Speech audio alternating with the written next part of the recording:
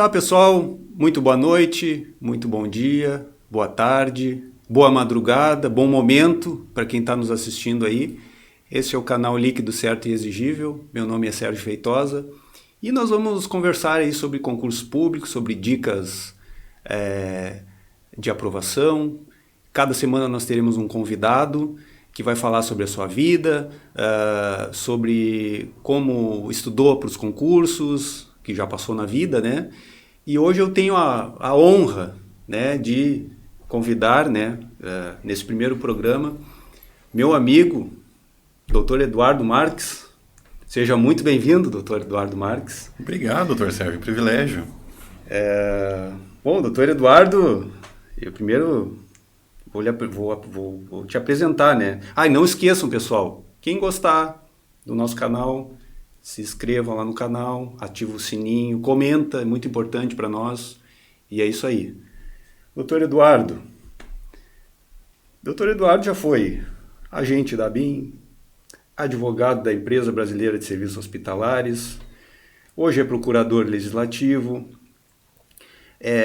também fez curso de formação da PRF e hoje é especialista na advocacia de concursos também. Me conta aí, Eduardo, como é que o concurso entrou na tua vida, assim?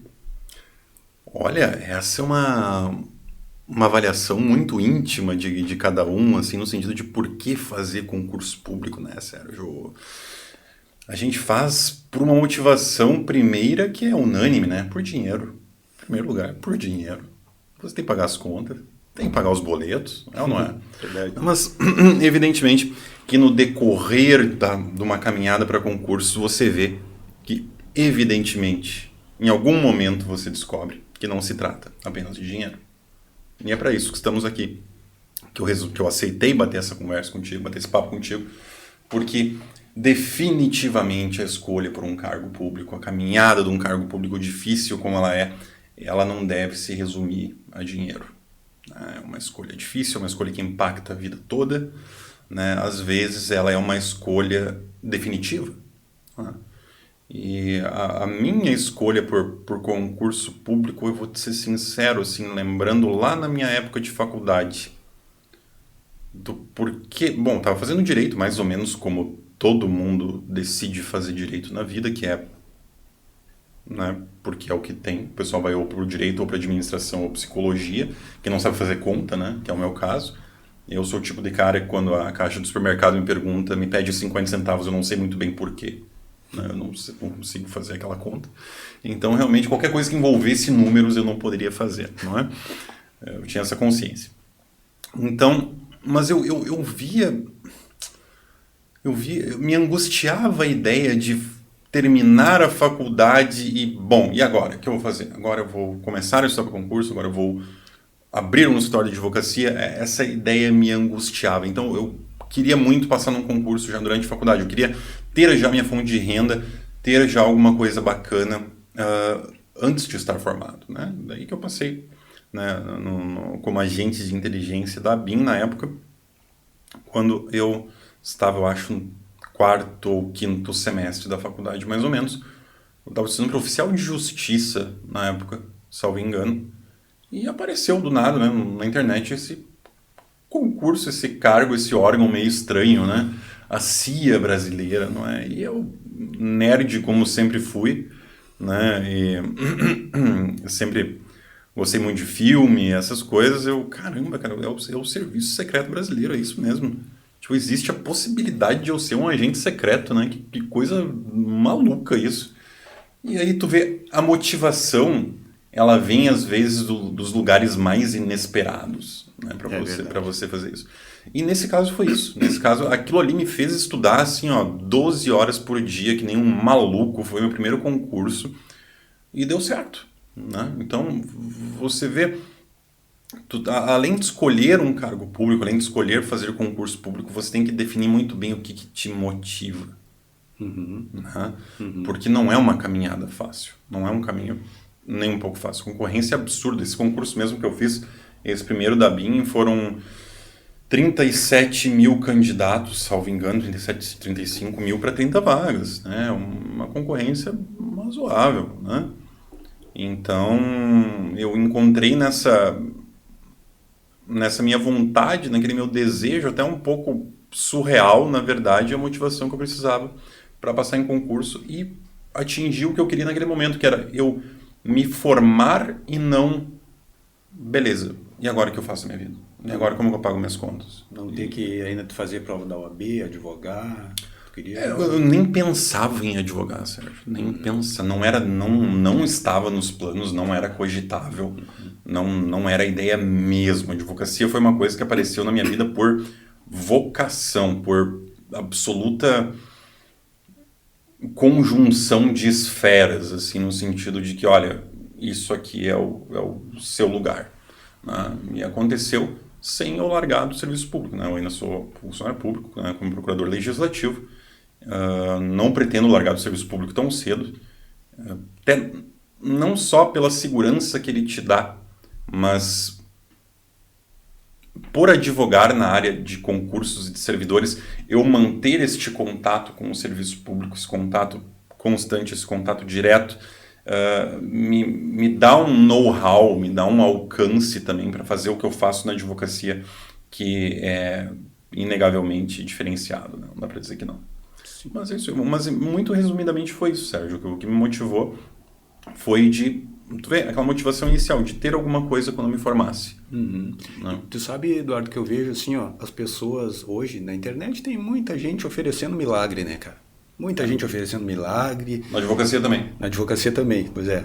E tanto na advocacia quanto no mundo de concursos a gente vê assim coisas absurdas assim que eu vi. Aprovação em 30 dias, uma coisa que a gente sabe que não é assim que funciona, a gente sabe, né? Então assim, queria que tu falasse mais para a galera assim, como é que foi essa tua preparação assim, né? Para primeiro da EBSER eu já sei porque tu tirou o primeiro lugar e eu fiquei em 8º, então eu já sei que tu na EBSER eu já sei que tu... Cara, pra tu ver como é que é concurso público, né, cara? Da EBSER é um troço muito engraçado, porque eu fiquei em primeiro lugar nessa prova, né, para advogado da EBSER do Hospital Universitário de Pelotas. Eu fiquei em primeiro lugar na prova objetiva. Tu tava em 8º, né? Tava em 8º. E eram 2 vagas, né? 2 vagas. Aí com os títulos eu eram 2 vagas. E eu tinha 0 pontos de títulos, porque cada ano de advocacia contava um ponto. Eu tinha tido mais ou menos exatamente 0 anos de advocacia na minha vida. Mas eu queria ser advogado, né? Eu queria sair da ABIN, sair da Agência Brasileira de Inteligência e trabalhar finalmente na minha área de formação. Né? Eu estava lá num cargo de nível médio, aquilo estava me dando uma insatisfação muito grande, muito embora muita gente tenha me chamado de maluco por querer sair. Ah, como assim tu quer sair da ABIN? Veja, como é individual isso, sabe? Como é uma coisa... Essas escolhas são muito íntimas, sabe? E você só percebe quando você está dentro do serviço público. Quem não está dentro, quem está buscando um cargo público, dificilmente vai entender isso. Uma decisão que nem a minha, por exemplo, de me exonerar de um cargo efetivo, estável, federal, e ir para uma empresa pública federal, né, para ser advogado. Nossa, como assim tu é agente secreto? Cara, não é tão simples. Não é tão simples. Eu estava 7 anos já na agência. A gente tem que entender na vida quando os ciclos chegam a seu fim. Basicamente isso. Saber entender quando eu já cumpri meu papel, que eu já tirei disso aqui, desse ciclo que eu tinha para tirar, eu tenho que partir para o próximo. Você não pensar dessa forma significa você ser acomodado, você ser estagnado. E é muito fácil pegar um salário bacana no serviço público e definir que agora minha vida é isso aqui. Eu não conseguia, cara. Tanto não consigo até hoje, na verdade. Né? Então, por exemplo, esse negócio da EBSER, olha que loucura que foi isso, cara. Eu fiquei em primeiro lugar, né, lá em 2015. Eu fiquei em primeiro lugar, tu ficou em 8º, veio os títulos, tu pulou para segundo. Um outro cara que estava em 4º ou 5º pulou para primeiro, eu fiquei em 3º. Eu tava ali, tipo, meu Deus, eu consegui primeiro lugar num concurso difícil, esse que loucura. Quando veio, tava na minha mão e sumiu. Isso é concurso. E tinham, não sei se tu lembra, mas eram 1.000 candidatos, né? Eram 1.000 candidatos. Dava 500 candidatos por vaga. Né? Então sabe que eu vejo assim, eu entendo perfeitamente o que tu tá falando, porque foi a mesma decisão que eu tomei, né? De sair da superintendência para ir para a Empresa Brasileira de Serviços Hospitalares, que foi essa. Eu tinha um cargo, era técnico superior penitenciário. Era o advogado da SUSEP. O advogado da SUSEP, mas também era só, mexia só com execução penal, era aquela coisa que já estava saturada já. E aí eu quis dar esse pulo aí, né, serviço federal agora, né, mas é uma decisão muito, muito pessoal mesmo. E tu vê, né, e se é uma escolha acertada ou não, tu vai saber isso depois, né. Eu, por muito tempo, me arrependi, por exemplo, da minha decisão. Por muito tempo me arrependi e tive que arcar com as consequências. É assim. E, inclusive, na época lá, quando eu vi que tu tinha títulos, por exemplo, para chegar no primeiro ou segundo lugar, eu lembro que eu te liguei. Lembro. Eu te liguei, pô, cara, mas tu vai sair da SUSEP mesmo, tenho certeza. Né? Não quer ficar aí, quem sabe, melhor, serviço público estatutário, né? Que era o que eu queria fazer, eu queria sair, né? Então, daí tu vê, né, cara, que loucura que é. Mas as coisas se desdobram como tem que ser, né? A gente tem que escolher trilhar o nosso caminho e simplesmente a estagnação, a permanência definitiva numa coisa não pode ser a regra, ou então tu nunca vai crescer. Não adianta, serviço público é isso. E me diz uma coisa, Eduardo. Bom, para quem não sabe, a gente trabalhou juntos. Eu fui, uma época, chefe do Eduardo lá no Hospital Escola da UFPEL, né? Chefe de uma pessoa só. De uma pessoa só e mais de uma assistente administrativa, né? Sim. E aí trabalhamos juntos lá por algum tempo, né? Foi muito, muito, muito legal, muito divertido, né? E aprendemos bastante, né, Eduardo? Sim. Aprendemos bastante. Mas assim, como é que... fala pra galera assim, como é que tu, nessas 12 horas aí que tu estudava, como é que tu te organizava assim para estudar? Porque eu vejo, o que eu tava falando antes era o seguinte: hoje em dia tem muito marqueteiro na internet. Os caras falam, porque eu vou te aprovar em 15 dias, porque eu vou te aprovar em tantos dias, e a gente sabe que não é assim.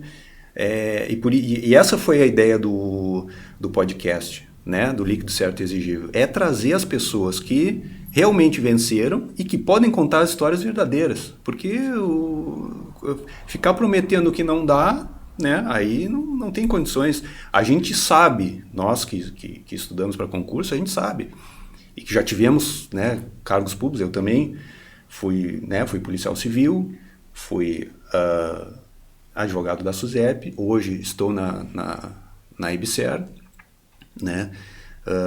Tive uma experiência breve lá em Pelotas como professor também, de faculdade, e a gente sabe que aquela história da bunda quadrada, ela funciona muito certo.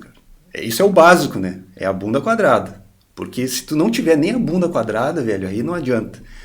Mas claro que isso muda de pessoa para pessoa. Cada uma se encaixa melhor num método de estudo. Mas quando tu estava estudando, como é que tu fazia? Era pegar a lei e comer o vadimeco? Como é que era que tu estudava? Para mim. Depois a gente vai para os outros. Eu vou te falar, primeiro, tem que ficar uma coisa muito clara aqui. E eu já explico o porquê, vai ser meio controverso que eu vou dizer, mas é verdade. Passar em concurso é sorte.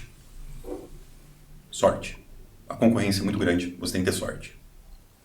Só que para você ter esta sorte, tu tem que pagar um pedágio antes. Uhum. Essa sorte vem a partir de algum ponto. Uhum. Quem não paga este pedágio não vai nem transitar nessa parte relativa à sorte. Uhum. Esse é o ponto. Certo? Então tu tem que caminhar todo um percurso, pagar todo um pedágio antes, para depois chegar na parte, principalmente concursos com pouquíssimas vagas, uma concorrência gigantesca, tu vai ter que ter a sorte de cair as partes que tu mais estudou no edital. Tu vai ter que ter a sorte de cair as partes que tu mais tem facilidade. Tu vai ter que ter a sorte do teu concorrente não ter títulos para te passar na classificação. Sim, entendeu? verdade. Por exemplo, no teu caso lá, tu tinha títulos. Teve um outro concurso para o mesmo cargo em que as pessoas, ou as primeiras colocações, nenhum tinha títulos. Nenhum tinha. Nada, zero. Mas no meu caso lá eu tive azar. Sim, se tivesse feito para outro, exatamente. Tinha assumido. Eu tive azar e bom. Mas veja, se eu não tivesse pago o pedágio que eu paguei, estudado que eu estudei bastante, para conseguir aquela primeira colocação, eu nem nesse jogo de sorte entraria. Sim. Então, sim, concurso público tem um elemento sorte muito forte. As pessoas têm que estar muito conscientes disso para entenderem quando não deu para elas, poxa, não foi dessa vez. Eu vou ter que jogar esse jogo de novo. Vou ter que continuar pagando meu pedágio para jogar esse jogo de novo. É um jogo que se joga muitas vezes, né? Poxa Muitas vida, vezes. tem gente que vai de primeira? Tem, com certeza. Tem com certeza. Bom, o concurso da BIM mesmo foi o primeiro que eu fiz na vida. Né? O primeiro que eu fiz, eu entrei num baita cargo federal, aquela coisa toda. Bom, mas como assim? Que sorte, hein? Que sorte o cacete. Paguei um pedágio desgraçado para chegar ali. Entendeu? E sim, e veja, eu nunca tinha estudado ainda para concurso direito. Então eu fui aprendendo meio sozinho, fui vendo, cara, ok, negócio de fazer questões. É importante, não tinha o QC Concursos ainda na época, né, o Questões de Concursos. Tinha algo parecido no site do PCI. Do PCI Concursos tinha ali uma versão beta. Umas questões assim até desatualizadas. Tinha, exatamente, exatamente. E eu via que, quanto mais... as provas de português do CESP aqui são tudo meio parecidas e tal. E eu fazia só provas de português do CESP. Eu vi, não, tem que focar na banca. Ninguém... Olha que loucura, cara. Hoje tu pega um cursinho, o pessoal já te diz, mastigadinho. Você tem que pegar o estilo da banca, faça só questões da banca. Eu aprendi isso tudo sozinho, cara. Sozinho. Comecei a ver, não, mas peraí, as questões desse pessoal aqui são bem diferentes, né? Não tinha esse material que tu tens na internet hoje. E de método de estudo eu não vou dizer aqui qual é o meu método, porque não tem a menor utilidade. É irrelevante. A pessoa tem que saber se ela assimila melhor fazendo resumos, se ela assimila melhor só lendo mesmo. Tem pessoas que, têm uma facilidade gigantesca só lendo. Eu não tenho, eu precisava... E aqui, revelando talvez um pouco do meu método, eu tinha que usar todos os meus sentidos. Eu tinha que ler, eu tinha que ouvir as aulas, eu fazia resumos, ou seja, eu escrevia, né? E eu fazia questões. Eu usava todos os sentidos que eu conseguia. E eu ainda dava aulas imaginárias para o espelho, ou enfim, para um amigo imaginário ali do que eu tinha aprendido. Né? Fazer uma pequena aula. Porque você realmente aprende alguma coisa, você realmente assimila alguma coisa quando você consegue ensinar essa coisa. Né? Ali você vê que, não, ok, agora eu entendo isso aqui. Né? Por exemplo, esses dias eu até passei um áudio para um colaborador meu sobre repristinação. Repristinação e efeitos repristinatórios. E fazia muito tempo que eu não tinha lido sobre isso, mas eu aprendi isso aí. Eu assimilei aquilo. Né? E eu passei um áudio para ele de 3 minutos com uma aula. Uma aula, isso aqui assim, os efeitos repristinatórios funcionam de certa forma, a repristinação é um instituto jurídico que é tal coisa. Então, aquilo ali estava tão assimilado que eu consegui ensinar aquilo de forma muito simples. Então, é uma forma também de você ver, peraí, eu entendi aqui mesmo os elementos do ato administrativo, vamos ver, vou explicar para um amigo meu. É uma forma daquilo estar bem assimilado também, mas isso... E Sérgio, com relação a métodos de estudo, há um conteúdo muito vasto na internet, de diversos métodos. Isso é muito pessoal. A pessoa tem que tentar, a pessoa tem que ir atrás. Pensar, não, me entendi, esse aqui é o melhor cursinho que tem. Não é. O cursinho é o método com o qual tu mais te adaptou. Eu já peguei método fulano de tal, já peguei na internet também, essas coisas aí. Eu fui lá fazer, não gostei. Era rodada de questões a cada semana e não sei o que. Tem gente que acha aquilo maravilhoso. Eu não gostei. Para mim não rolou. Entende? Então, isso é uma coisa absolutamente pessoal e íntima da pessoa para ir testar e saber que ela só pegar o livro, ela só pegar o Vademecum e começar a ler, não adianta em absolutamente nada. Não passa em concurso quem é meramente inteligente. Também passa, claro. Mas passa em concurso quem é sagaz, quem é safo. Você tem que entender que, esse conteúdo aqui a banca não costuma cobrar. Isso aqui eles não cobram. Isso aqui, essa lei é gigantesca, essa lei tem 50 páginas e se cobrarem alguma coisa dessa lei vai ser uma questão só porque tem mais isso para cobrar. Não vou estudar essa lei. Não tem tempo. Deixa aquela lei de 50 páginas para trás. Reza para acertar ela no chute, foca no resto que tu tem tempo hábil e tu consegue assimilar melhor. Tu vê, é tanta coisa, cara, tanta pequena coisa assim que é difícil de colocar num cartaz. Isso aí é o que talvez seja até a tal da inteligência emocional dentro dos concursos, né? Sim. Porque realmente tem pessoas que leem e não aprendem nada, né? Ficam lendo, às vezes fazem ou ficam querendo puxar para o nosso. Eu te dizer como eu estudei para os meus concursos, para a EBSER, vamos falar da EBSER, né? Fiz a mesma coisa que tu está falando. Eu peguei a banca, não me lembro qual era a banca, acho que era a OCP, a nossa banca, nem me lembro qual que era. A nossa era a OCP, Instituto OCP. Instituto OCP. Aí peguei as provas anteriores e fui fazer. 4 da manhã, 13h30 da manhã, eu tava lá fazendo prova. Aí foi engraçado que no dia da prova lá, aí eu encontrei uns ex-alunos lá. Ele, o professor vai fazer a prova, menos uma vaga. Eu disse, não, onde é que vocês estavam? Vamos recapitular. Onde é que vocês estavam essa semana? Não, tem que dizer a verdade todos os dias. A segunda eu estava não sei aonde, terça eu estava... Algum dia dessa semana vocês estavam no bar, com certeza vocês estavam no bar. Pois é, 4 da manhã eu estava estudando, cara. Então não é mágica. Não é. Não é a vaga foi vocês mesmos que perderam, não fui eu. Né? Cada um faz o seu... Cara, e a pessoa tem que aceitar isso, Sérgio. Quando você decide, assim, por um cargo bacana, um concurso concorrido, que mais ou menos é todos, na verdade, né? Você tem que saber que você vai ter que sumir. Tu vai ter que sumir por um tempo, tu vai ter que te quebrar no meio, tu vai ter que investir naquilo. E por um longo tempo, não, em 2 meses, poxa, não deu certo, que injustiça, não sei o que. Não, cara, não existe isso. Tu vai ter que ser forte. Tu vai ter que ser forte, talvez por um longo período. Cara, eu não me considero um cara inteligente, em hipótese alguma, mas eu sou sim um cara esforçado.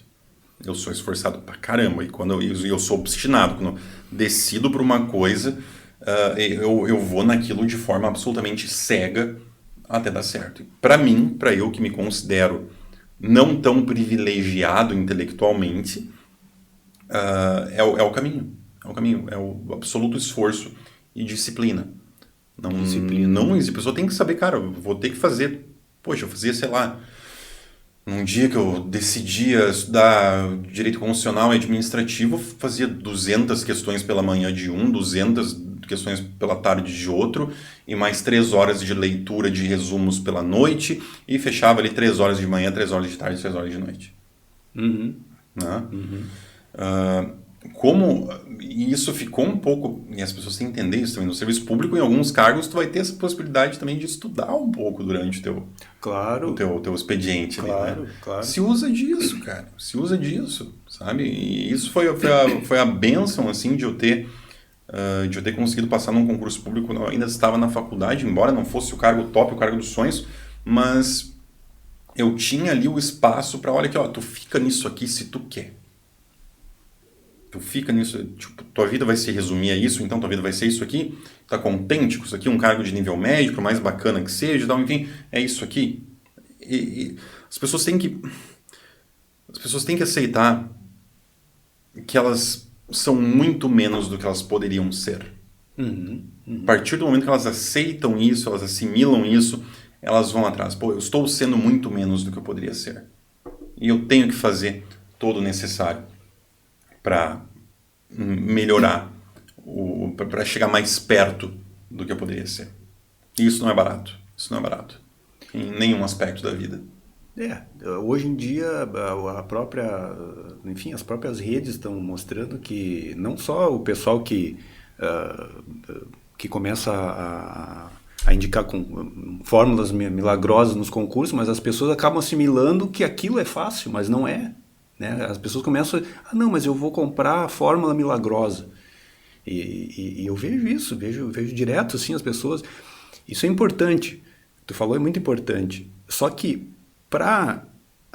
vamos dizer assim, para a pessoa testar, ela vai ter que fazer. Não adianta, ela vai ter que partir para esse momento. Não adianta dizer qual é o melhor método. O melhor método é o fulano, do ciclano. Pode ser que não, mas para ela saber qual é o dela, ela vai ter que fazer. Né? E vai ter que fazer, não adianta. Vai. Né? Eduardo, me diz uma coisa. Depois da ABIN, tá, a gente teve o nosso momento lá na IBSER, né? Como colegas. Sim. E aí depois, lembro que tu tinha feito concurso para procurador legislativo e estava aguardando a chamada, né? Sim. E aí eu me lembro, eu lembro até hoje, não foi no dia 15 de dezembro a tua nomeação? Foi.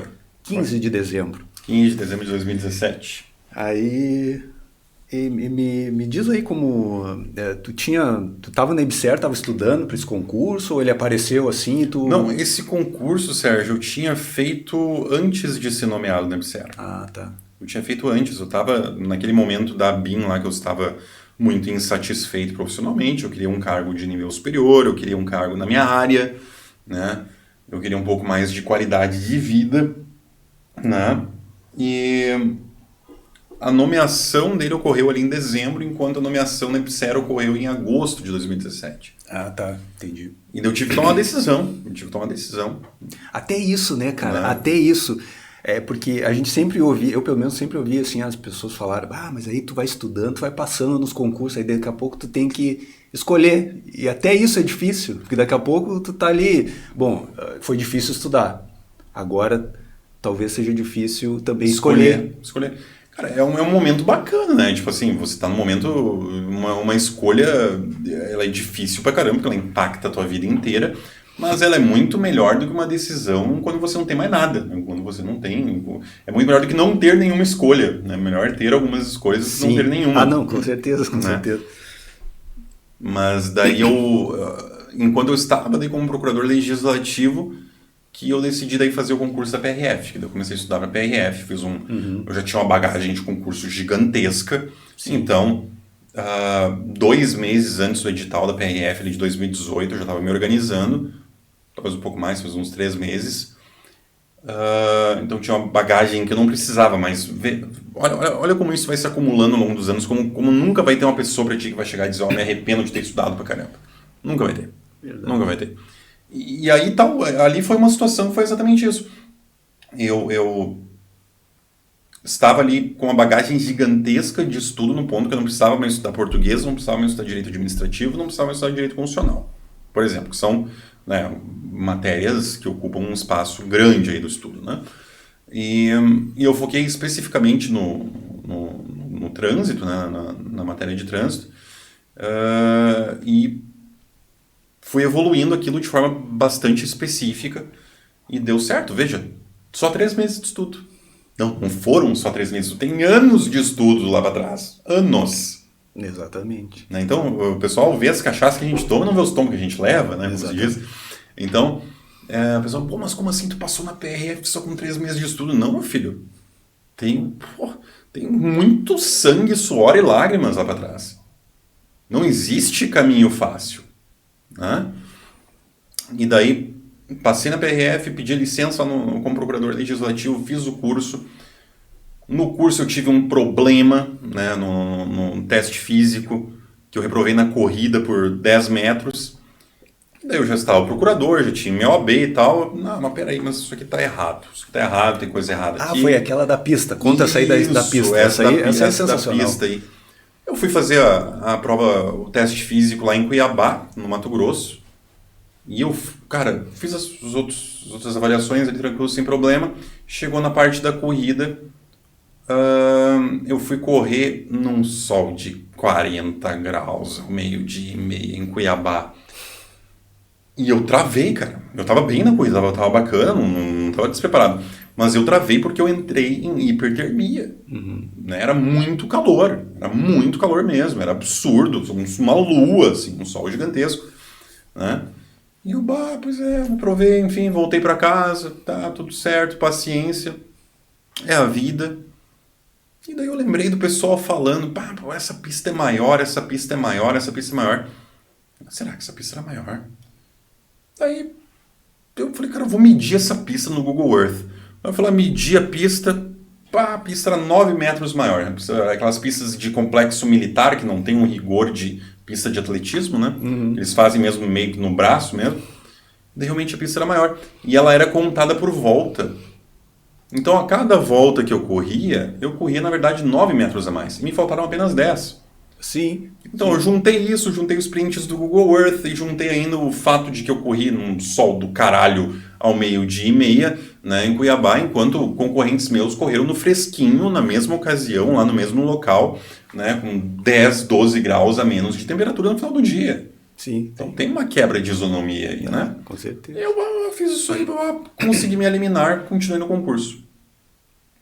Show de bola, vou fazer o curso de formação. Só que, em razão de eu ter conseguido essa liminar, e aí vem a razão de eu ter, né, de eu estar na advocacia hoje, muitas pessoas vieram falar comigo. Pô, tu conseguiu essa liminar? Faz pra mim também, eu cobrei, sei lá, R$1.000 de cada um, assim.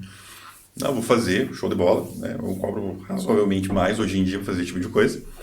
E daí, consegui eliminar aqui, consegui eliminar acolá. Botei um monte de gente dentro do concurso, fui fazer o curso de formação. E saí desse curso de formação muito mais advogado do que policial. Eu tinha que continuar cuidando dos processos e tudo mais. E daí, enfim, esse meu processo ainda está rolando e tudo mais. Eu falei, cara, não tem mais por que eu assumir esse cargo. Né? Porque a minha advocacia, a partir desses eventos completamente inesperados da minha vida, completamente não planejados, né? Mas que tem mérito, né? Tem a minha história, tem o meu conhecimento e tudo mais. A partir destes eventos eu vou advogar para concurseiros. Tem muita gente me procurando, vou começar a focar nisso aqui, continuo aqui na procuradoria, né? Eu só faço meio turno, né? São 17 horas por semana que eu faço na procuradoria. E vou atender esse pessoal e vamos ver no que vai dar. Eu gosto disso aqui, acho bacana, porque, cara, cada vez que eu consigo uma liminar, cada vez que eu ganho uma sentença favorável para o meu cliente, tudo bem, não estou mais estudando para concurso e passando em concurso. E a sensação de passar em concurso é uma coisa muito maravilhosa. A sensação de vitória, de você ter conseguido aquilo. Mas quando eu consigo algo favorável para os meus clientes, é como se eu estivesse passando em concurso de novo. E isso me faz ter absoluta paixão pelo que eu faço. Né? É um sentimento assim, de propósito que me dá. De todas as injustiças que eu passei em outros concursos em que eu fui injustiçado, eu estou me vingando delas agora, de certa forma. Sim. Então, cada caso que eu pego, cada cliente que eu aceito, porque hoje em dia, graças a Deus, eu posso escolher o cliente que eu atendo, cada cliente que eu consigo algo positivo é pessoal para mim. E é muito gratificante. Então, por isso que eu digo, não se trata só sobre você escolher um cargo e passar naquele concurso. Se trata sobre propósito na sua vida. Porque em algum momento, aquele salário vai te encher o saco. Aquele salário não vai ser o suficiente. Aquele salário não te deixa rico. Aquele salário paga suas contas. Aquele salário evita de você ser um endividado. Aquele salário te deixa com poder sair, fazer uma viagenzinha, enfim, você não vai ser rico. Entendeu? Então, se não vê propósito naquilo, em algum momento tu vai estar absolutamente insatisfeito. E era o que acontecia comigo. Né? Então, no serviço público, desde o começo. Sim. Desde o começo. Eu tive essa conclusão que nenhum cargo de serviço público ia me dar a satisfação que eu estava tendo conseguindo as coisas que eu estava conseguindo na advocacia. E olha que interessante, né, cara? Que interessante, assim, essa tua percepção, ela foi acontecer dentro de um cargo público, né? Dentro de um curso de formação, né? E tu acabou achando por acaso, eu digo por acaso, assim, as coisas do mundo, às vezes, elas não acontecem. O teu exemplo é muito rico nisso, né? A tua vida é muito rica nisso, né? Em coisas do acaso que acabaram te levando para o caminho que é a tua vocação. Dentro do curso de formação, tu encontrou pessoas que estavam com problemas, né? Que tu estava ali porque tu tinha um liminar que tu mesmo conseguiu para ti mesmo. E ali tu conseguiu, vamos dizer assim, fomentar aquilo que é a tua maior satisfação hoje profissional, né, cara? É muito interessante isso aí, porque não foi assim na rua, não foi assim, o Eduardo pegou, botou um escritório lá e começou a fazer propaganda. Não foi assim, né? Isso aí é muito interessante. E veja, Sérgio, óbvio, né? Eu me considero um bom advogado, eu tento sempre usar a melhor técnica, o melhor esforço, mas enfim, na advocacia a gente depende da cabeça de uma outra pessoa. E essa pessoa nem sempre é a mais inteligente, aliás, até daria para fazer algumas ressalvas, nem sempre é a mais inteligente que se espera, nem sempre é a mais atenta que se espera ou a mais sensível. Tanto pelo contrário, muitas vezes. Então, os meus casos dos meus clientes dependem de cabeça de juiz. E não ganho todas. Às vezes não dá certo. Uma mesma situação que deu certo uma vez, vai lá para um outro juiz e não dá certo. Não se consegue uma liminar, não se consegue uma sentença de procedência. É assim que funciona. Eu dependo da boa vontade de uma outra pessoa para que o meu trabalho atinja o seu ápice, para que o meu trabalho funcione. Então, quando não dá certo, eu tenho umas conversas muito francas assim, com os meus clientes, no sentido de que, veja, eu falo um pouco da minha história, eu conto tudo que eu passei, né, as desgraceiras que eu passei em concurso, inclusive judicializando, inclusive não dando certo, né, e as injustiças que eu sofri, concurso fraudado, quando eu fiquei, sei lá, em segundo, terceiro lugar também, concurso suspenso que deu rolo também, acabou sendo cancelado, e ficar como excedente, não chamarem, daí vai no outro concurso, chamam todos os excedentes, entendeu? Então, sabe, as injustiças que tu passa, e aquilo me magoava um pouco, entende? Poxa, por que eu tô sofrendo tudo isso que eu tô sofrendo? Por que as coisas não dão certo para mim em concurso público? Tudo bem, eu já estava num cargo e tudo mais, mas eu queria avançar e parecia que não ia. E, veja, cada injustiça que eu passei, cada absurdo que eu sofri, muitas vezes por incompetência de banca ou por corrupção de servidor em órgão, ou seja o que for, cada maldade que eu sofri de outras pessoas e que eu ficava, meu Deus, por que isso está acontecendo comigo? Tipo, não é justo, não fiz mal para ninguém, não fiz nada. Hoje cada uma dessas coisas me serve. Me serve para os meus clientes. Me serve para eu conseguir trabalhar com o problema que eles estão passando. E eu falo isso para eles.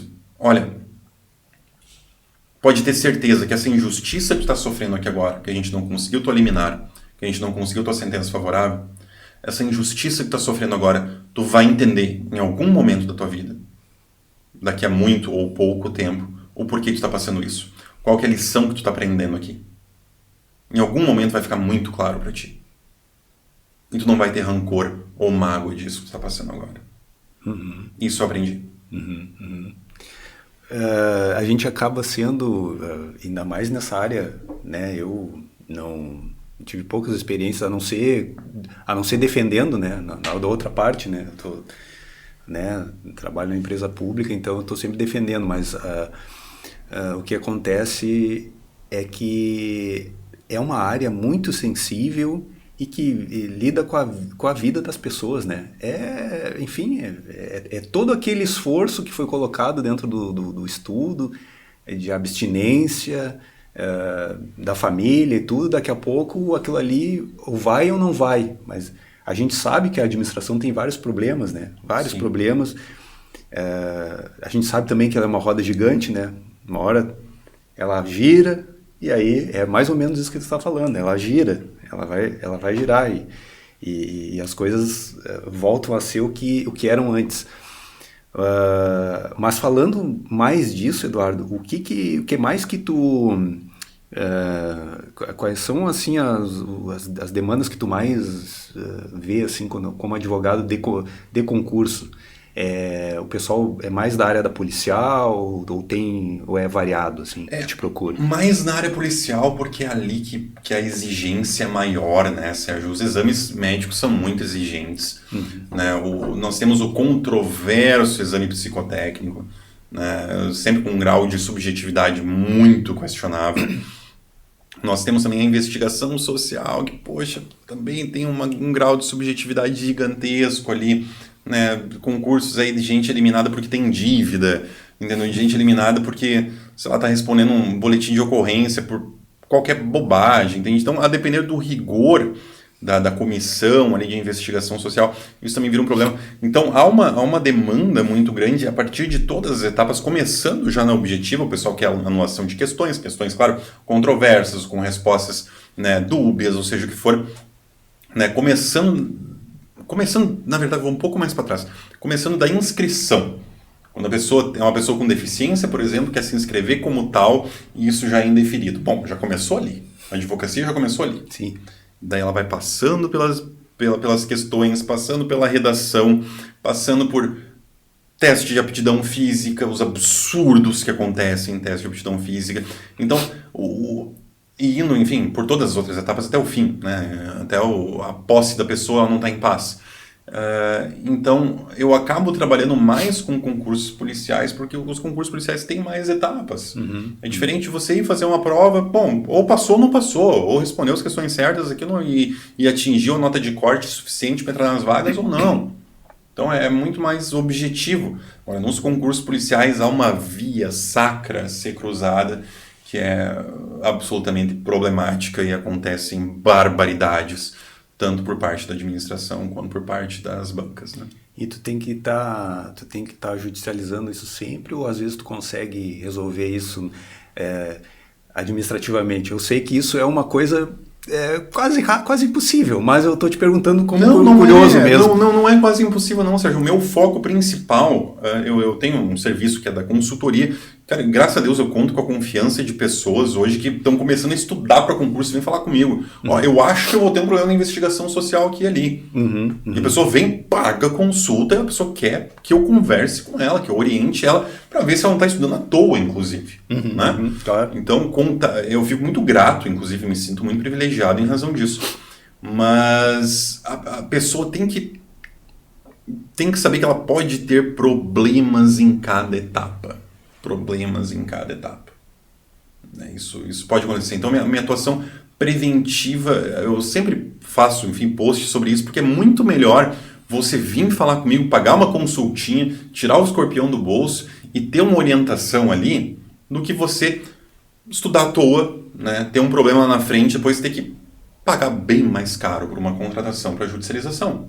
Sim. Então, eu foco muito na atuação preventiva e, graças a Deus, eu consegui livrar muita gente de eliminações certas, absolutamente certas.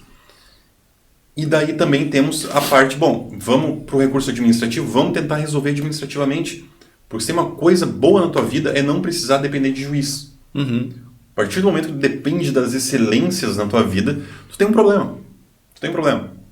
Porque há um risco de desgraça aí muito grande, porque infelizmente os nossos eminentes julgadores conseguem ser absolutamente medíocres em larga escala. Não é pouco, não são exceções, é em larga escala. Isso é sem sombra de dúvida. Tu consegue transmitir isso para o cliente, assim, a gente que advoga, a gente sabe que às vezes, eu não sei nessa área, como que tu consegue traduzir isso para o cliente, porque claro, o cara está desesperado ali, quer entrar no concurso, e daqui a pouco tu diz, olha, as chances são assim, são assadas, Sim. né?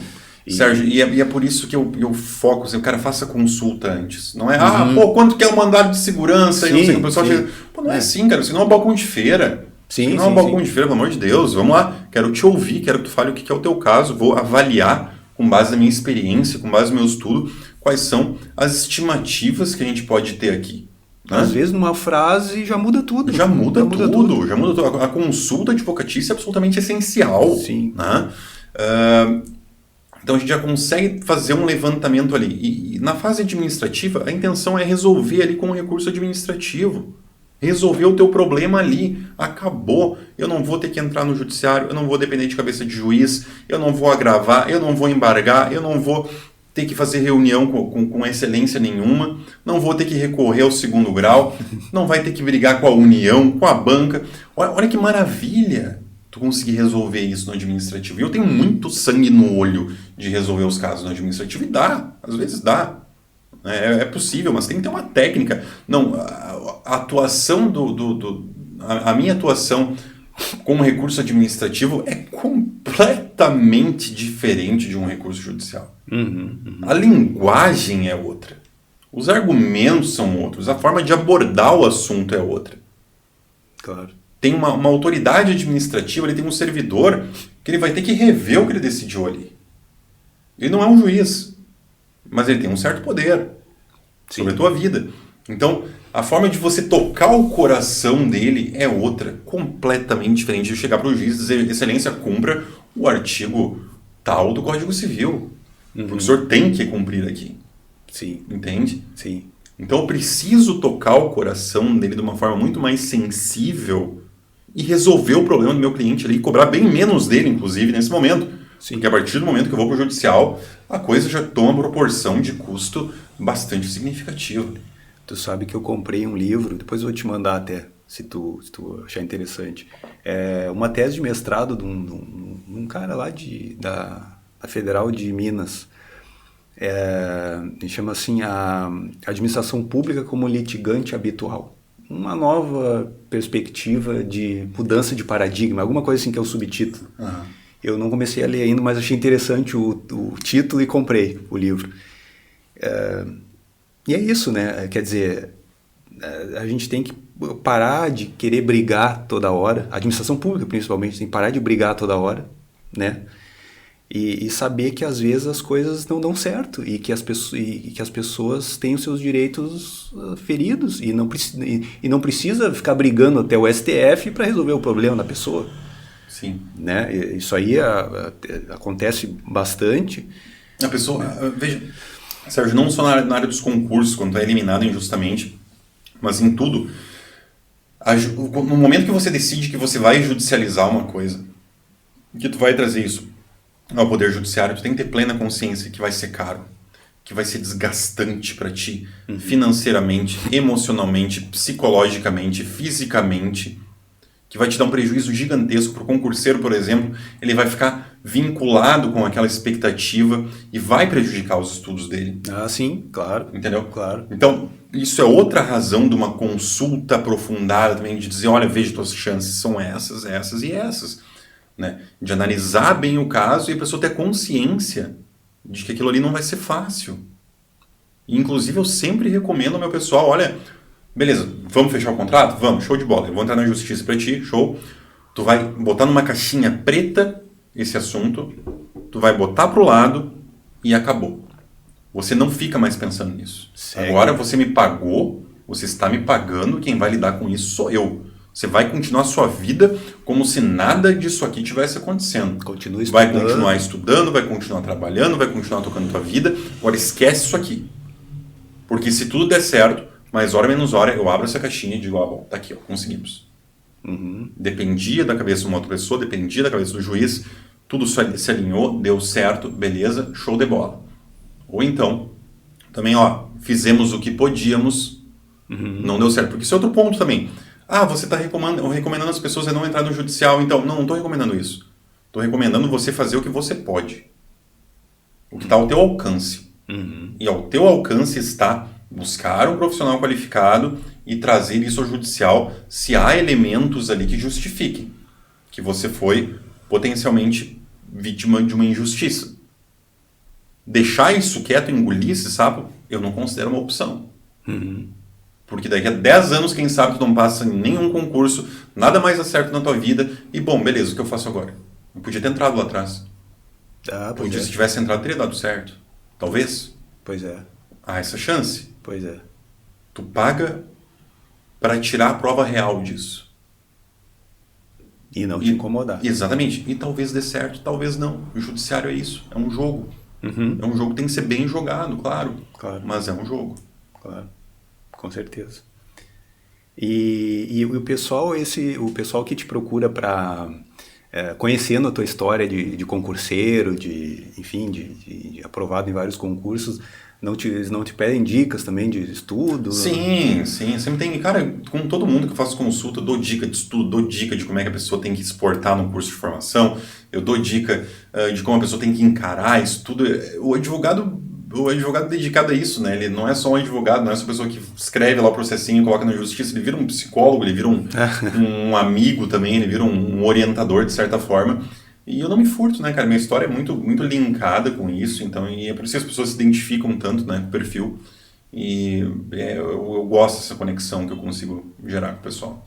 Pô, que legal, cara, que legal mesmo. Eduardo, eu só tenho a te agradecer, assim, pela tua disponibilidade. Foi um prazer te ter no nosso primeiro programa, né? Acho que foi... e não esquece de... Tem o teu canal, né? Tem o teu canal no Instagram lá. Sim. O pessoal quiser seguir aí o @Advocacia dos Concursos, né?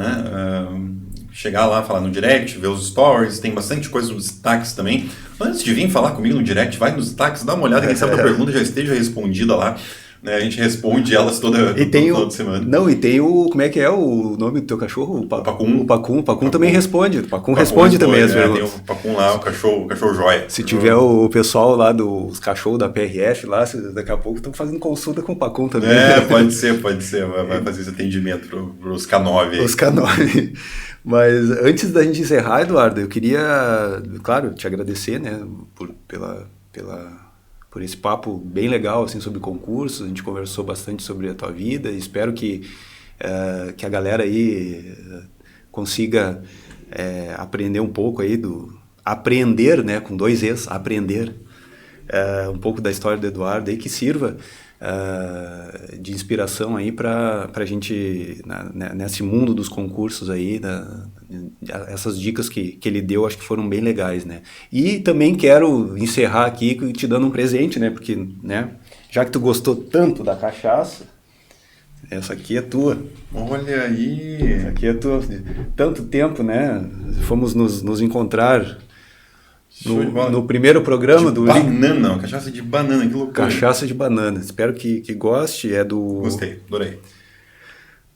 Ela gostou mais, Morgana gostou mais que eu. Gostou, já viu? Morgana gostou mais que eu. Bom, show. E também agradecer, dizer, pessoal, aí que, mais uma vez, né, curtam o canal aí, façam a marcação do sininho ali, comentem, né, que isso é importante para a gente saber do feedback e para a gente continuar fazendo os próximos programas aí, né.